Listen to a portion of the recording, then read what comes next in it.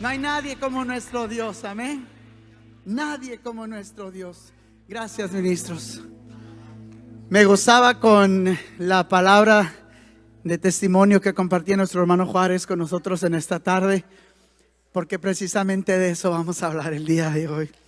De la bondad del Señor, de lo bueno que Él es, de lo grandioso que Él es, de lo poderoso que Él es, de lo gracioso que Él es, porque está lleno de gracia y nos comparte de ello. Y gracia es un don inmerecido, un regalo que no merecíamos, amén. Aprendíamos la vez pasada con el pastel de chocolate, una gracia que no merecíamos, pero se lo regalamos al vecino como quiera, amén. Vamos a orar antes de entrar en materia. Padre, te damos muchas gracias.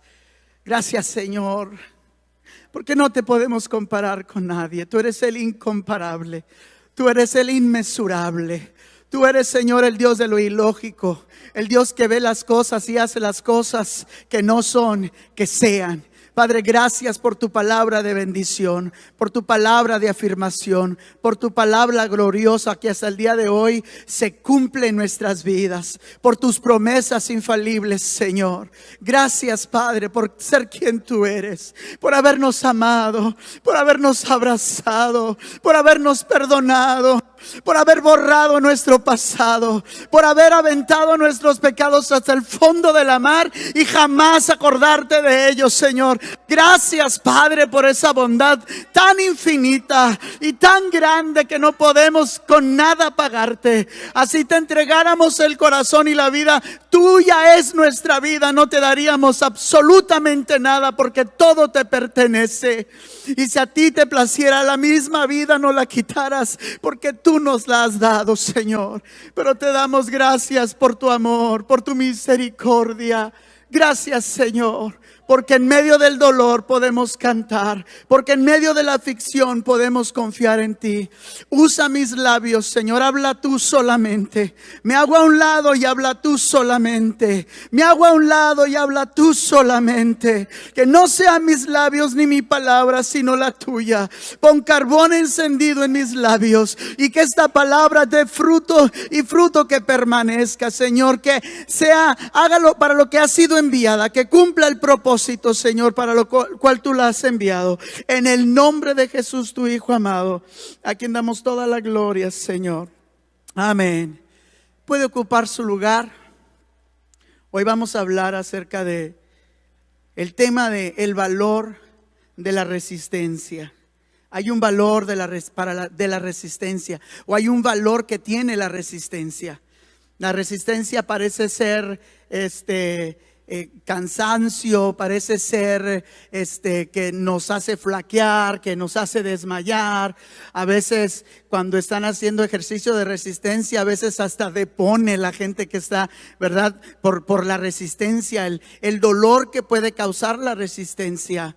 Pero hay un valor inmenso en la resistencia, de acuerdo a la palabra del Señor, y es de lo que vamos a hablar el día de hoy. Si gusta buscar conmigo el libro de Salmos, capítulo 23, versículo 4, un salmo ya muy conocido, y creo que va a ser eco en la vida, fuertemente en la vida de mis hermanos Juárez en esta tarde. Pero qué bonito es poderlo ver en carne propia y algo tan reciente que el Señor sigue haciendo en la vida de su pueblo, en el mismo cuerpo de Cristo. Dice la palabra del Señor que aunque ande en valle de sombra de muerte, no temeré mal alguno, porque tú estarás conmigo. Tu vara y tu cayado me infundirán aliento. Una vez más, todos juntos, dice: aunque ande en valle de sombra de muerte, no temeré mal alguno, porque tú estarás conmigo. Tu vara y tu cayado me infundirán aliento. Una vez más, aunque ande en valle de sombra y de muerte, no temeré mal alguno, porque tú estarás conmigo. Tu vara y tu cayado me infundirán aliento. Amén. Allí cuando estamos resistiendo en el medio de la muerte, cerca de la muerte, Su aliento, su vara y su callado será nuestro aliento. Nos darán aliento. Nos van diciendo, dale, yo estoy contigo. Síguele, no temas, no desmayes. Soy tu Dios, que siempre te sustento, que siempre te aliento con la diestra de mi justicia. Y hay palabra y palabra y palabra que el Señor nos da cuando vamos resistiendo. No es una cuestión de si vamos a tener momentos difíciles en la vida o complicados. Es una cuestión de cuándo los vamos a tener. No si los vamos a tener, pero cuándo los vamos a tener. Van a entrar a nuestra vida tarde que temprano. Y cuando nos enfrentamos a una crisis, esta afecta a otras personas, además de nosotros mismos, ¿verdad? Dios nos ayuda a superar la crisis de nuestra vida. Sin embargo, sabiendo que Dios nos ayuda y anda con nosotros en medio de una crisis, no hace que sea más fácil la crisis. Aún sabiendo que vamos por la crisis y que Dios está conmigo, eso no hace más fácil la crisis. La crisis no deja de ser crisis. La dificultad no deja de ser dificultad. El desaliento no deja de ser desaliento. La adversidad no deja de ser adversidad. La enfermedad no deja de ser enfermedad. Aún sabiendo que Dios está con nosotros. El 1 de octubre del 2015, en la ciudad de Roseburg, Oregon, ellos fueron testigos de una tragedia que fue nacional, obviamente, porque un hombre de 26 años, no sé si usted lo recuerda, se dirigió a un colegio comunitario y mató a 10 personas y hirió a otras 7. Y dice un muchacho a la cadena de CNN, uno de los estudiantes que sobrevivió, que cuando este muchacho entró al colegio, Chris Harper, entró al colegio, les decía, todos los que son cristianos, después de haber matado al profesor, dice, todos los que son cristianos, que se levanten ahora. Y conforme se levantaban los jóvenes cristianos, este muchacho que sobrevivió, no sé si es cristiano o no, pero él sobrevivió. Dice que se levantaban los jóvenes cristianos y les decía, hoy mismo vas a ver a tu Dios. Y hoy mismo vas a ver a tu Dios. Y los mataba después de haberlos levantado. Meses antes, en junio de ese mismo año, en la ciudad de Charleston, South Carolina, un 17 de junio, entró otro malvado a una iglesia, era una iglesia episcopal afroamericana, y mató a 9 afroamericanos durante un estudio bíblico en la iglesia metodista episcopal. Se sentó con ellos a tomar la clase, y en medio de la clase él se levanta y empieza a matar a esta gente. Estos eventos representan la maldad en su máxima expresión contra el pueblo cristiano. Y nos deja conmovidos el corazón y quebrantado. Y para muchos de nosotros que seguimos a Cristo, plantea serias preguntas. Una pregunta es, ¿cómo pudo Dios permitir que esto sucediera? Y no nada más para los cristianos, me refiero a las asambleas de Dios, a todos los que creen en Cristo Jesús. Sean episcopal, sean metodistas, sean bautistas, sean católicos que creen en Cristo, la pregunta siempre es, ¿cómo puede ser que Dios? Y esa pregunta aún más fuerte la hacen los que no conocen a Cristo y no creen en Cristo y no lo quieren seguir y dicen, ¿cómo es posible? ¿Existe Dios? Si esto se permite. El dolor realmente es lo que la gente encuentra problemático. La pregunta tal vez no debería llamarse pregunta, más bien debería de calificarse como una protesta en lugar de pregunta, porque realmente no están preguntando, están protestando que si existe Dios, ¿por qué no hizo nada al respecto, verdad? Eso es lo que la gente hace. La gente no debería ser lastimada así, dicen. Yo no debería pasar por esto. Yo no merezco esto. Si soy un buen ser humano, si soy una buena persona, si lo único que hago es chismear. Ay, santo. Soy una buena persona.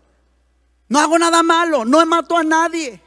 Lo único que hago es meter disensión, pero no hago nada malo. No hago nada malo, yo soy bueno, dice, ¿verdad? O tal vez el que no es cristiano y tiene una falta de identidad de quién es. Yo nada más soy un transgénero, no hago nada malo. ¿Por qué Dios permite eso con la gente buena como nosotros? Y empezamos a protestar que yo soy bueno y merezco lo bueno y lo mejor.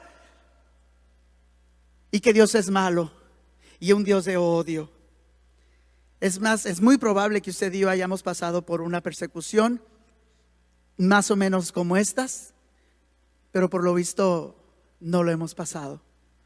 Pero lo que sí es muy probable es que muy cerca en el futuro esto vaya a suceder nacionalmente y más seguido, en la manera en que estamos viendo los tiempos, mientras se acerca más el fin y la venida de Jesucristo.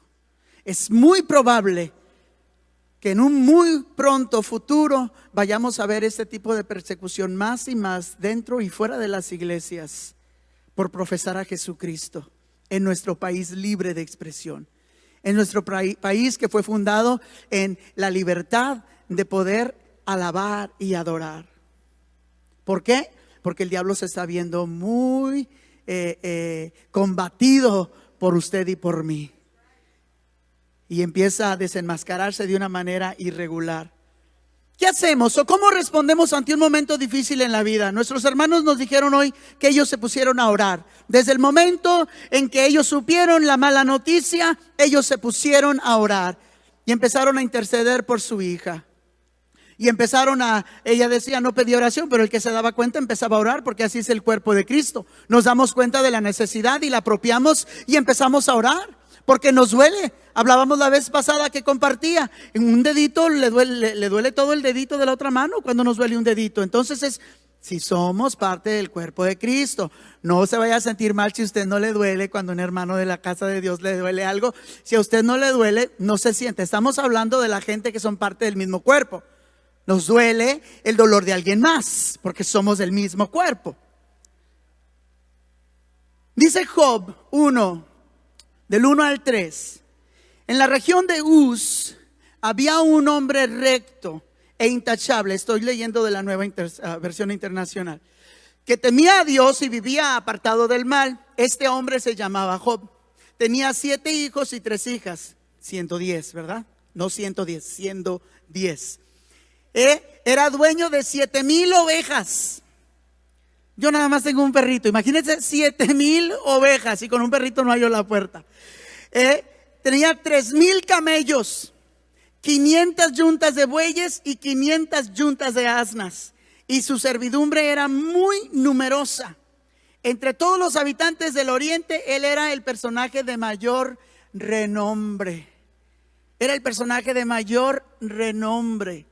Esto nos dice que era una persona famosa, ¿no? ¿Qué características vemos en estos versículos? Primero, él era un hombre recto. Ayúdeme, puede participar. Él era un hombre recto, ¿verdad? Y después, ¿qué dice? Temeroso de Dios. No se le podía tachar, era intachable. No se le podía tachar. Se le podía tochar si vivía en Texas, ¿verdad? Pero no se le podía tachar. Era un hombre intachable. Temeroso de Dios. Temía a Dios. Reverenciaba a Dios. Buscaba a Dios, porque si le temía entonces era una persona que buscaba a Dios. Apartado del mal. No buscaba pecar, se apartaba del pecado, le sacaba la vuelta al pecado.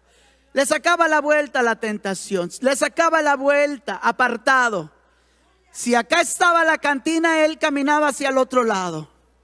Si allá estaba un lugar, un antro, él se iba hacia el otro lado. Si allá habían amistades o compañeros de trabajo que le hacían la vida de cuadritos con maldiciones, él se apartaba. Él era apartado del mal. O sea que vivía una vida en santidad. Bendecido en familia, era fértil, tenía 10 hijos. Él y su esposa gozaban de bendiciones que muchos no pueden gozar, pero ellos lo gozaban. Era muy rico. Dice que tenía muchos criados. Una persona, para pagar muchos criados o mucha servidumbre, tiene que tener mucho dinero. Era muy rico. Y dice por último que era el hombre más famoso de aquella época. Un Donald Trump cualquiera, ¿verdad? Tenía, muy famoso, muy rico, con familia. Nada más hasta ahí. Ya las demás cositas como que no le aplican al presidente Trump, pero bueno, famoso sí. Era un hombre reconocido en aquella región, en aquel tiempo. Nada más para darnos una idea de lo grande que era Job, lo importante que era Job. No solamente terrenalmente, pero espiritualmente hablando, era un hombre importante para Dios.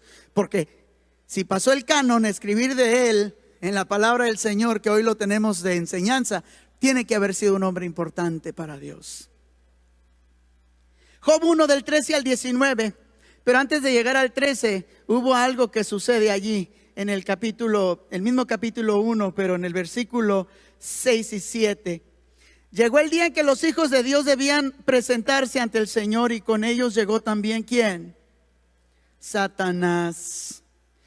Y el Señor preguntó: ¿de dónde vienes? Vengo de rondar la tierra y de recorrerla de un extremo a otro, respondió Satanás. Ando de callejero, prácticamente le dijo, ¿verdad? Ando de callejero. Y Jehová, le dice: ¿te has puesto a pensar en mi siervo Job? Volvió a preguntarle el Señor: no hay en la tierra nadie como él. Es un hombre íntegro e intachable, que me honra y vive apartado del mal. Y Satanás le respondió: ¿y acaso Job te honra sin esperar nada a cambio? Seguramente te honra porque le das cosas, ¿no? ¿Acaso te honra sin esperar nada a cambio? ¿Acaso no están bajo tu protección él y su familia y todas sus posesiones? Por eso te sirve, porque tú le estás protegiendo, porque le conviene. Obvio que sí servimos a Dios porque nos protege, claro que sí. Dice un pastor: pues ni que tuviera soquete en el cerebro, ¿verdad? Claro que nos conviene servir a Dios. Y dice: de tal modo has bendecido la obra de sus manos, que sus rebaños y ganados llenan toda la tierra. Hasta Satanás sabía lo importante y lo bendecido que era Job.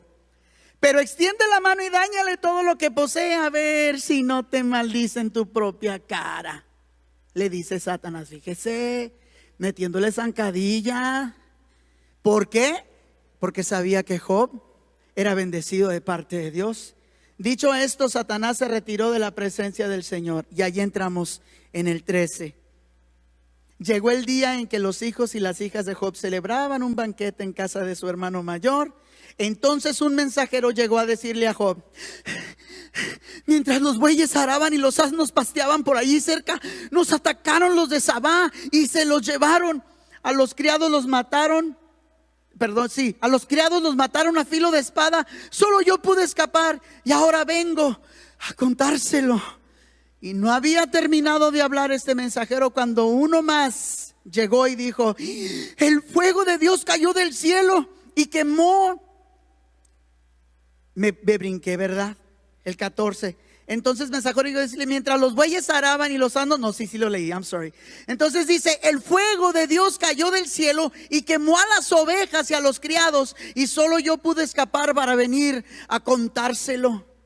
Y no había terminado de hablar este mensajero cuando otro más llegó y dijo: unos salteadores caldeos vinieron y dividiéndose en 3 grupos, se apoderaron de los camellos y se los llevaron.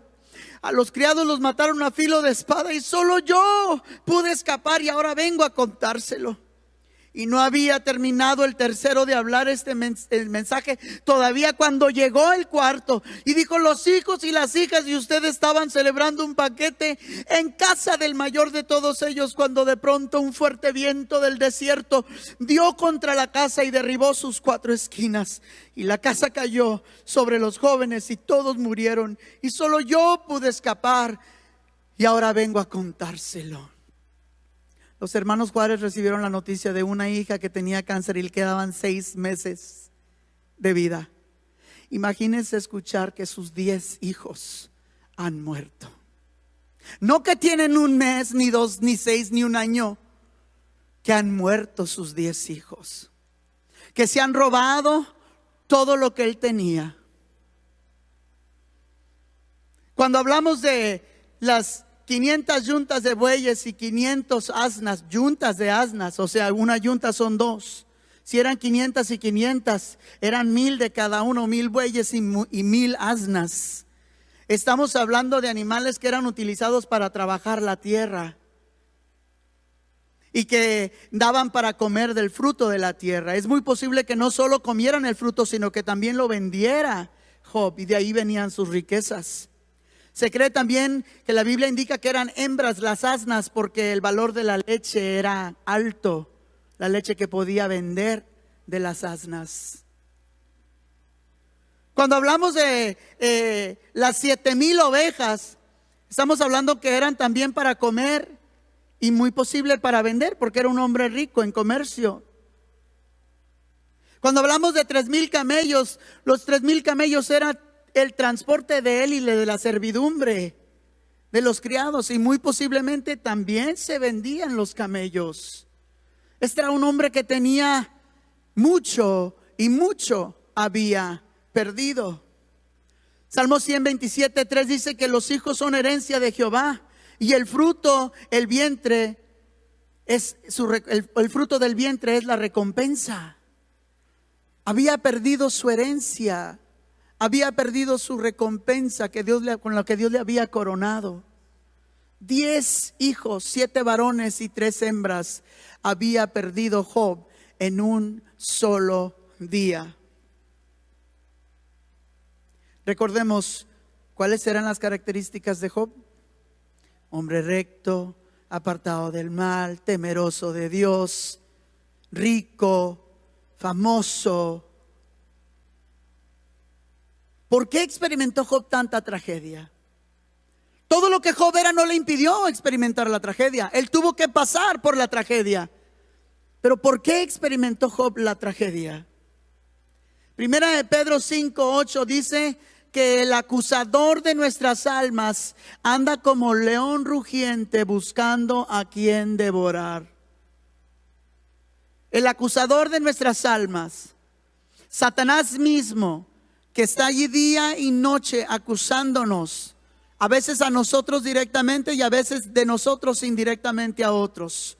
Nos acusa de pecadores, de faltosos, de mentirosos. Nos acusa diariamente: tú no sirves, no vales nada, bueno para nada, no seas hipócrita, yara, yara, yara. El acusador de nuestras almas, obvio, estaba acusando a un hombre de Dios. Si en nuestra vida todo va viento en popa y está muy tranquila la vida, tengamos cuidado. A lo mejor no estamos siendo amenaza para el enemigo. A lo mejor el enemigo no tiene ningún, pues que para qué le mueve el tapete si ni siquiera busca a Dios. Este no está ganando almas para Cristo. A mí no me, ¿para qué pierdo el tiempo de decir Satanás? Pero cuando estamos buscando de Dios, cuando amamos la obra del Señor, cuando no nos duele venir a la casa del Señor cuantas veces sea posible y desgastarnos en la presencia de Dios y no medir el tiempo, cuando amamos a Dios con todo lo que somos, con todo el espíritu, alma, cuerpo, fuerza, mente, todo lo que somos, amamos y servimos a Dios, entonces hay un problema. Chisachis, entonces a lo mejor por eso la gente no quiere buscar a Dios, para no tener problemas. Juan 10:10 nos dice que el ladrón vino para robar, para matar y para destruir. Para robar, para matar y para destruir. Dios desea mostrar su poder y promete recompensarnos si somos hallados aprobados. Todas estas son pruebas. Amén. Son pruebas. No son tentaciones. La tentación nosotros las buscamos. Las pruebas vienen para medirnos, para medir la fe, para medir nuestra entrega, para medir nuestro amor, para medir todo lo que Dios es en nosotros. Es como el canon, ¿verdad? Las pruebas vienen a ser como el canon para ver el estándar, si estamos dando el estándar que Dios busca en un hombre o mujer de Dios. Para eso son las pruebas. Usted no va a la escuela y le dan una prueba para reprobarlo, ¿verdad? Le dan una prueba para aprobarlo, para saber si ha aprendido y cuánto va en materia, y luego ya le dan su certificado o lo pasan al siguiente nivel. Pero una tentación es muy diferente. Cuenta una anécdota de un seguidor de Jesucristo. Es una anécdota. Cuenta la anécdota de un seguidor, de uno que caminaba con Jesús, que estaba lisiado. Y nunca le pedía a Jesús que le sanara. Siempre andaba con él y nunca le pedía a Jesús que le sanara. Un día otro seguidor de Jesús le preguntó a este seguidor con el defecto físico, ¿por qué nunca le pedía a Jesús que lo sanara? Y el lisiado le dice: pues es que no lo quiero molestar. Y Jesús está siempre ocupado sanando a otra gente y pues yo no necesito que me sane, yo como quiera le sigo y le amo. No hay ningún problema con eso. Al parecer Jesús estaba escuchando y Jesús le pregunta, ¿quieres sanar? Al hombre que estaba con él por años. Y él le dice, pues sí. Y Jesús lo sana. Y después de llorar y celebrar con el hombre que antes estaba lisiado, Jesús le pregunta, ¿por qué si sabías tú que yo te podía sanar? El hombre le pregunta a Jesús, ¿por qué si sabías que yo necesitaba sanidad, no me sanabas? Y Jesús le respondió, porque me gusta ver que me sigues sin ningún interés. Que me sigues sin ningún interés. Que sigues al Rey de los milagros y no a los milagros del Rey. Que sí, que me sigues porque me amas, no por necesidad. No por necesidad. Porque a veces somos bien conchudos, ¿verdad? Y seguimos a Jesús si nos hace algo. Y si no nos hace, pues ya nos vamos. A ver cómo le hacen sin mí. Ya me voy. Ya no voy a seguir a Jesús. Y nos estamos haciendo un daño a nosotros mismos. ¿Cuál será la clave para superar las tragedias? ¿Cómo enfrentamos este tipo de tanto dolor? Después nos damos cuenta de que la prueba constaba de dos partes. Es importante saber que conforme vamos creando músculo espiritual, las pruebas se hacen más difícil. Conforme creamos músculo espiritual, las pruebas se hacen más difícil. Pero nos vamos acercando más a un galardón. ¿Ok? No se me amedrente. Alabe al Señor. En el segundo capítulo, vamos al segundo capítulo. Segundo capítulo. Job 2, 7 y 8. Dicho esto, Satanás volvió otra vez. Antesito de esto habla de que Satanás vuelve otra vez a donde estaban los ángeles y Dios y le vuelve a decir, pues sí, pero dale una enfermedad a ver qué le pasa. Le dice, bien, toca su cuerpo, le dice Dios en el 7. Dicho esto, Satanás se retiró de la presencia del Señor para afligir a Job con dolorosas úlceras desde la planta del pie hasta la coronilla. Y Job, sentado en medio de las cenizas, tomó un pedazo de teja o de lija para rascarse. La segunda parte de la prueba. Como no le reprimió, ni le echó en cara, ni dijo nada, al contrario, dice la palabra del Señor que Job alabó al Señor y dijo, Jehová Dios, Jehová quitó, sea el nombre de Dios bendito. Fue lo que dijo Job. Fue lo que dijo Job cuando le quitó los 10 hijos, cuando murieron los 10 hijos. Dijo, Jehová dio, Jehová quitó. Ay, qué fácil se dice, ¿verdad? Pero cómo cuesta, ¿verdad, hermano Juárez? Nada más de pensar en esa frase. Imagínense pensar, decir de los 10 hijos, Jehová me lo dio, Jehová me lo quitó, pues que sea su nombre bendito. Imagínense que usted llegue ahorita a su casa y no haya nada en su casa, que esté calcinada completamente, con todo y gente que estuvo en su casa. Además, imagínense, ¿qué sentiríamos? Gracias a Dios aquí están todos mis hijos, ¿verdad? Por eso la importancia de traer a los hijos a la iglesia. No vaya a ser. Pero imagínense nada más. Y después de eso llegar a la casa, hincarse ahí enfrente de la casa y decir, te alabo, mi Señor, yo te alabo, porque tú eres el todo para mí. Imagínense tener que poder cantar. ¿Podríamos cantar? ¿Podríamos bendecir a Jehová? La segunda parte. Pablo nos dice algo muy precioso en 2 Corintios 4:17. Dice, es una tribulación momentánea que produce en nosotros un eterno peso de gloria. Esa tribulación momentánea para Job solamente estaba produciendo un peso enorme de la gloria postrera que venía a su vida. Y una gloria más incomparable, dice la palabra del Señor. Incomparable. Si usted ha visto cosas gloriosas, esas glorias van a ser incomparables. Las glorias que Dios tiene para nosotros. Ahora, ¿con qué está afligido Job? La segunda parte de la prueba. ¿Con qué está afligido Job? ¿Con qué? Con enfermedad. Ahora tenemos enfermedad. Después de que se le fue todo, de que perdió todo. Y la enfermedad no solamente golpea nuestra vida personal, también empieza a golpear a otras, sobre todo esta que era sarna, ¿verdad? Imagínense la queja de Job, porque le tenía que doler. No se quejaba en contra de Dios, aunque platicó con Dios mucho. Los capítulos que siguen nos hablan de todo lo que él platicó con Dios. En el 6:30 de Job le dice: Señor, mi lengua nunca habló iniquidad, nunca habló iniquidad. Yo traté de ser lo más recto. Y le decía, el capítulo 6, el capítulo 9, Job le habla a Dios y le dice todo lo bueno que él era. No le estaba reclamando, pero él le decía: Señor, yo te alabo, he sido recto, he sido bueno, he sido justo, bla, bla, bla, y todas las cosas bonitas que él sabía que había hecho para el Señor. Como aquel rey Ezequías, ¿verdad? Que le dijo: Señor, yo he hecho esto, y le aumentó los 15 años.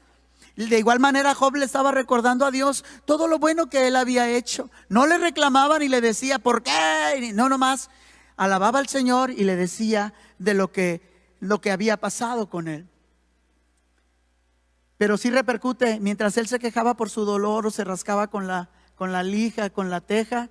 Me imagino que su esposa decía: ya cállate, Job, ya, pues este gorro, ya te eché crema, ya te di esto, ya te di lo otro. ¿Qué quieres que te dé? Te di de esto, te di del otro. Era dolor para la familia. Es obvio que en algunas de estas ocasiones en nuestras vidas que hemos tenido enfermedad, tal vez era enfermedad por nuestro propio error, tal vez era una enfermedad por nuestra propia negligencia. Pero en muchas ocasiones, a veces la enfermedad viene porque Dios quiere probar a ver qué tan fuertes somos para amarle, para sostenernos de su mano. Y por si fuera poco, la única familia inmediata que tenía la mujer de la que estamos hablando, que sorpresivamente reacciona contrariamente a lo que Job esperaba. En el 2, capítulo 2, versículo 9 y 10, dice que su esposa le reprochó: ¿todavía mantienes firme tu integridad? Maldice a Dios y muérete. Maldice a tu Dios y muérete. O sea, no nada más maldícelo y pídele que te sane, no, maldice y muérete. Quiere decir que ya estaba cansada y hastiada de que ese señor estaba enfermo y que Dios no lo sanaba. La mujer estaba hastiada. ¿Y qué le dice Job? Mujer, hablas como una necia, hablas como las mujeres fatuas, como mujeres que no conocen de Dios. ¿Cuántas veces la desesperación a veces nos hace bajarnos de la cruz, o querer bajarnos de la cruz y hablar como los del mundo y maldecir? Tal vez no a Dios, pero maldecir a la vida, maldecir al carro, maldecir a lo que nos está haciendo la vida de cuadritos en ese momento. Ahí empezamos a hablar como gente fatua, gente necia del mundo, gente que no conoce la gracia de Dios. Mujer, hablas como una de esas, como una cualquiera, como una corriente. Si de Dios sabemos, mejor lo leo allá, que dice que recibiremos de Dios el bien y el mal no lo recibiremos. ¿A poco nomás espera recibir las cosas buenas de Dios y nunca ser probado? En todo esto no pecó Job con sus labios. A pesar de esto, debemos entender que no todos en la familia tenemos el mismo músculo espiritual. No todos en la familia tenemos la misma fuerza espiritual. Y en este caso, como dicen en inglés, ¿verdad? True colors. Empiezan a salir los verdaderos colores cuando enfrentamos una necesidad. O nos acercamos más a Dios o nos alejamos más de Dios, ¿verdad? Depende de dónde estemos, en la rayita. Y luego Job también tenía amigos. Pues con amigos como estos, agárrense. Dice, y eran hombres de Dios. Eran hombres de Dios. Dice Job 2, 9 y 10. No, perdón, Job 4, de 7 al 9. La respuesta de Elifaz. Elifaz habla bonito antes y después destila veneno. Primero le dice cosas muy bonitas a Job y después empieza a destilarle veneno. Y le dice: ponte a pensar, ¿quién que sea inocente ha perecido? ¿Quién que sea inocente ha perecido? A ver, ponte a pensar, Job. ¿Cuándo has visto un inocente que perezca? ¿Qué le estaba diciendo? No eres inocente, Job, eres pecador. ¿Cuándo se ha destruido a la gente intachable? ¿Cuándo Dios ha destruido a alguien que es intachable? Le está diciendo, ¿qué le está diciendo realmente? Eres tachable, mereces lo que te pasó. La experiencia me ha enseñado que los que siembran maldad cosechan desventura. Imagínese el consejo que le está diciendo. La experiencia, porque es una persona que tiene mucha experiencia, ¿verdad? El experto en vida, en la escuela de la vida, me ha enseñado que los que siembran maldad cosechan desventura. El soplo de Dios los destruye, el aliento de su enojo los consume. Dios te hizo eso porque te lo merecías. Pero primero, si lee antesito de eso, le dijo cosas bien bonitas. Pero luego le mete la lanza en la espalda, le destila veneno. ¿Cuánta gente ignorante a veces nos da un mal consejo? Y nosotros lo aceptamos. Aceptamos la condenación. Aceptamos la condena. Dios no hace eso. Después viene el segundo amigo, Bildad. Este primero lo acusa y luego lo trata de animar. Al revés. En Job 8:4, la respuesta de Bildad es larga, pero aquí le dice: si tus hijos pecaron contra Dios, Él les dio lo que su pecado merecía. Ahora le está echando a los hijos. Imagínense que alguien venga y le diga: tu hijo merecía morir. Ese era un amigo de Dios. Y después viene el tercer amigo, Zofar. Usa las palabras de Job en su contra. Este usa sus mismas palabras de Job para meterlo en, como los que le quitan little audio clips a los políticos y las usan en contra de ellos mismos y no ponen todo el contexto de lo que estaban diciendo, nada más una partecita en contra de los latinos y ya, ese presidente está en contra, esa persona está en contra de las mujeres, esa persona está, porque quitaron un pedacito fuera de contexto. Es lo que hace este amigo de Job, Zofar, en el 11 del 4 al 6, Job 11 del 4 al 6, dice: tú afirmas, y le dice, le recalca, tú afirmas, mi postura es la correcta, soy puro a los ojos de Dios. Que dice que Job había dicho eso, ¿verdad? Mi postura, decía Job, es la correcta. Yo soy puro ante los ojos de Dios. ¿Cómo me gustaría que Dios interviniera y abriera sus labios contra ti para mostrarte los secretos de la sabiduría? Pues esta tiene dos lados. Sabrías entonces que buena parte de tu pecado Dios no lo ha tomado en cuenta. Él se refería a lo que Job había dicho, de que sus labios, que él era inocente, que sus labios no decían mentira, y todo lo que Job había hablado. Y le estaba diciendo: eres pecador, Job. Aunque tú creas que no lo eres, eres imperfecto. A veces nosotros nos sentimos tan dignos, nos atrevemos a dar, echarle sal en la herida del dolor de alguien más. Echamos sal en la herida porque no medimos nuestras palabras cuando damos un consejo. Si no podemos dar un buen consejo, mejor no lo demos. Si vamos a ser de ánimo para alguien, tomemos la gracia del Padre, tomemos el amor del Padre y demos un buen consejo. Y si no podemos, y si no conocemos de la gracia del Padre a ese nivel de poder dar un consejo aún en medio de una calamidad tan fuerte, no lo hagamos. No vaya a ser que vayamos a destruir, a desparramar en lugar de rejuntar, a tumbar en lugar de levantar. Pensemos, oremos a Dios antes de dar un consejo. Una práctica que debemos poner por obra cuando el enemigo viene y susurra en nuestro oído y nos dice: abandónalo todo, ya no hay vuelta de hoja. Mira, Dios te quitó esto. Mira, perdiste tu casa. Mira, tus hijos en la cárcel no tienen esperanza de salir. Mira, bla, bla, bla, bla. Y nos dice tanto. Dios no te ama, Dios es malo, Dios te odia. O tal vez viene y nos acusa de ser culpable de todo lo que nos está pasando. Y que Dios no nos ha perdonado y que nos está castigando.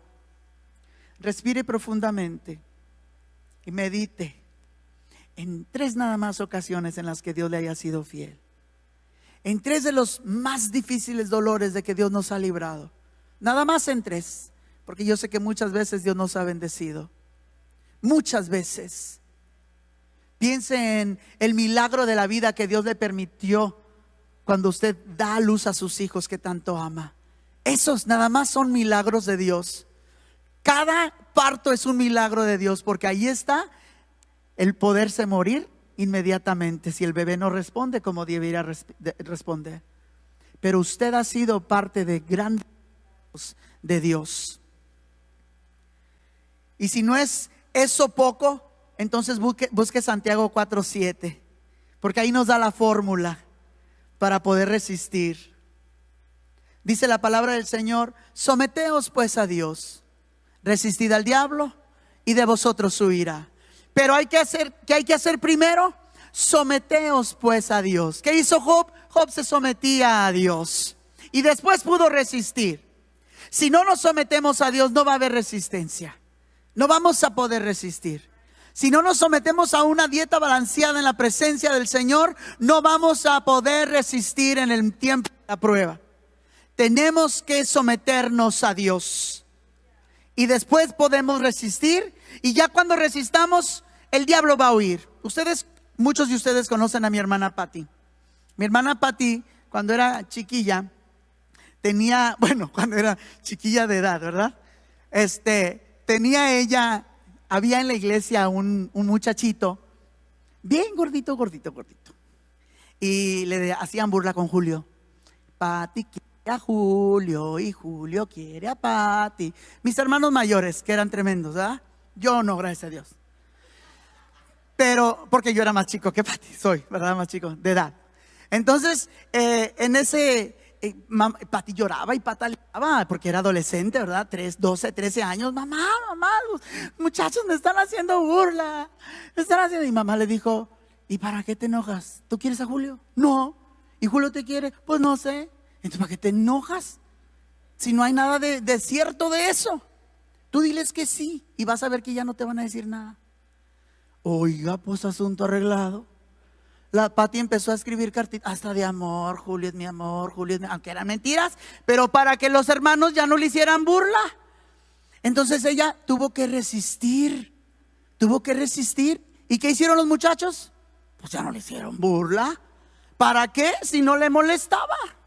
Cuando aprendemos a resistir al diablo, ya no nos va a perseguir. Se va a ir porque va a decir: con este no puedo hacerle daño. Porque Él sabe quién Él es. Él conoce bien su identidad en Jesús. Hemos oído decir que lo que no nos mata nos hace fuertes, ¿verdad? Que nos hace más fuertes. Y aunque no está en la Biblia, pero creo que tiene algo de verdad. Romanos 8, 38 al 39 dice: pues estoy convencido que ni la muerte, ni la vida, ni los ángeles, ni los demonios, ni lo presente, ni lo porvenir, ni los poderes, ni lo alto, ni lo profundo, ni ninguna cosa creada en la creación podrá apartarnos del amor de Dios, o del amor que Dios nos ha manifestado en Cristo Jesús. Nada nos puede apartar del amor de Cristo. Y si lo decimos, lo empezamos a creer y lo empezamos a vivir. Y así venga la tempestad que venga, nada nos puede apartar del amor de Cristo. Filipenses 4, 12 al 13 dice: sé lo que es vivir en la pobreza y sé lo que es vivir en la abundancia. He aprendido a vivir en todas y cada una de las circunstancias, tanto a quedar saciado como a pasar hambre, a tener de sobra y a sufrir escasez. Todo lo puedo en Cristo que me fortalece. Pero si no aprendemos a vivir en la escasez y en la abundancia, el día que llegue una o la otra nos vamos a apartar del Señor. Porque tan peligrosa es la escasez como la abundancia para nuestra vida. ¿Cuánta gente tiene de más y se aparta del Señor porque tiene de más y ya no lo necesita? ¿Y cuánta gente orgullosa, pobre hay, que dice: no, servir a Dios y vivir en esta pobreza, si fuera Dios me diera riqueza? O sea que así es el ser humano, ¿verdad? Así somos, porque yo también soy ser humano. Hebreos 13, capítulo 13, versículo 5 dice: manténganse libres del amor al dinero y conténtense con lo que tienen, porque Dios ha dicho: nunca los dejaré, jamás los abandonaré. Allí con lo que tienen, yo no te voy a dejar. La diferencia de tener a Dios en nuestra vida de manera personal cambia todas las cosas. y el sufrimiento y el dolor se tornan en una muy distinta manera de vivir para el cristiano. Cuando tenemos a Dios en el asunto, todo lo que venga a nuestra vida lo tomamos de una manera muy distinta. ¿Por qué? Porque no nos aferramos a la vida terrenal como algo a que aferrarnos de mayor valor. Lo de mayor valor para nosotros es la vida eterna, lo que Dios nos tiene en gloria.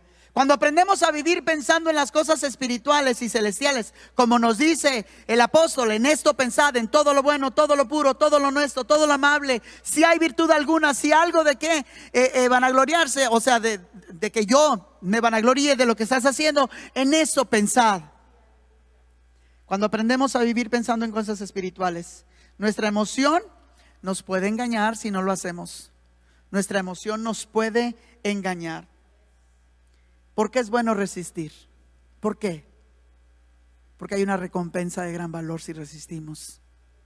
Job 42, vámonos al último capítulo de Job, del 10 al 17. Dice, después de haber orado Job por sus amigos. ¿Qué hizo Job por sus amigos? Oró. Después de que le dijeron tanta cosa, tanta tontería, tanto mal consejo. Dice, después de haber orado Job por sus amigos, el Señor lo hizo prosperar de nuevo y le dio 2 veces más de lo que antes tenía. Todos sus hermanos y hermanas y todos los que antes lo habían conocido fueron a su casa y celebraron con él en un banquete. Lo animaron y lo consolaron por todas las calamidades que el Señor había enviado, y cada uno de ellos le dio una pieza de plata y un anillo de oro. Y el Señor bendijo más los últimos años de Job que los primeros, pues llegó a tener 14,000 ovejas. Tenía 7,000 antes, ahora tenía 14,000. 6,000 camellos, tenía 3,000, hoy 6,000. 1,000 yuntas de bueyes y 1,000 yuntas de asnas. Y tuvo también 7 hijos y 3 hijas. A la primera hija le puso por nombre Gemima, que quiere decir paloma. A la segunda la llamó Kesia, que quiere decir canela. Y a la tercera, Keren Hapuk, que quiere decir frasco de maquillaje. Para todos aquellos que antes las mujeres no se pintaban. Mira, hasta el nombre de Job se llama frasco, de la hija de Job, frasco de maquillaje. Dice, no había en todo el país mujeres tan bellas como las hijas de Job. No había en todo el país mujeres tan bellas como las hijas de Job. Su padre les dejó una herencia, lo mismo que a sus hermanos. Y después de estos sucesos, Job vivió 140 años después de estos sucesos. Y llegó a ver a sus hijos y a los hijos de sus hijos hasta la 4ª generación. Y disfrutó de una larga vida y murió muy anciano. Podemos resistir. Podemos resistir. No es el fin del mundo. A lo mejor estamos en medio de una prueba en este mismo momento. Posiblemente nos sentimos un poco o un tanto desanimados o abandonados. Tal vez hemos perdido o menguado en la confianza que tenemos a Dios. Es posible que nos sintamos impacientes ante las circunstancias que nos abruman o la incertidumbre de lo que va a pasar en alguna situación. Probablemente he dado un mal consejo a un amigo en la fe yo y tengo que arreglar cuentas. ¿Estamos comprometidos con Dios aún sin poder ver el panorama? ¿Estamos comprometidos aún que el día de hoy perdiéramos todo? ¿Estamos dispuestos a esperar hasta el final? Regularmente el Señor nos sorprende en el final. Escuchábamos a un misionero que fue hace poco a Illinois, hace poco, cuando estábamos en Illinois, y él decía cuando oraba, asústame Señor con tu presencia, asústame con tu presencia.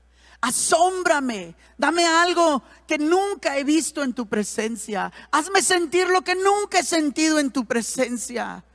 Hazme pasar momentos de experiencias en tu presencia como nunca las he vivido antes. A lo mejor usted y yo nos hemos acostumbrado a la manera en que sentimos y adoramos. Pero qué bonito es poder decirle al Señor, Señor, dame una fresca experiencia en tu presencia. Algo que nunca he sentido. Y de esas veces que salimos de la iglesia y decimos, nunca había sentido lo que sentí hoy. Nunca había vivido lo que viví hoy. Nunca se había derramado su espíritu como lo derramó hoy en mi vida. Pero tenemos que pedirlo. Tenemos que anhelarlo. Si estás esperando ser asombrado por las maravillas de Dios ahí en medio de tu prueba, yo te invito a darle gracias al Señor antes de tiempo. Pasa al altar y dale gracias al Señor y decirle: Señor, gracias, porque yo sé que en medio de la calamidad tú me vas a asombrar. Yo sé que en medio de la calamidad tú vas a hacer, Señor. Tú vas a hacer. El profeta Ageo en el capítulo 2 versículo 9 dice: se cumplieron al pie de la letra todas las profecías, y la gloria postrera de esta casa será mayor que la primera.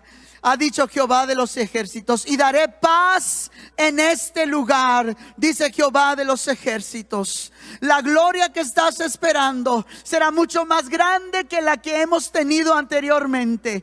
Lo que Dios ha hecho en tu vida no se compara a lo que Dios va a hacer en el futuro. Lo que Dios ha prometido, Él lo hará. Lo que el Señor con tanta esperanza está deseoso en hacer en nosotros, si nosotros le esperamos confiadamente, Él lo va a hacer.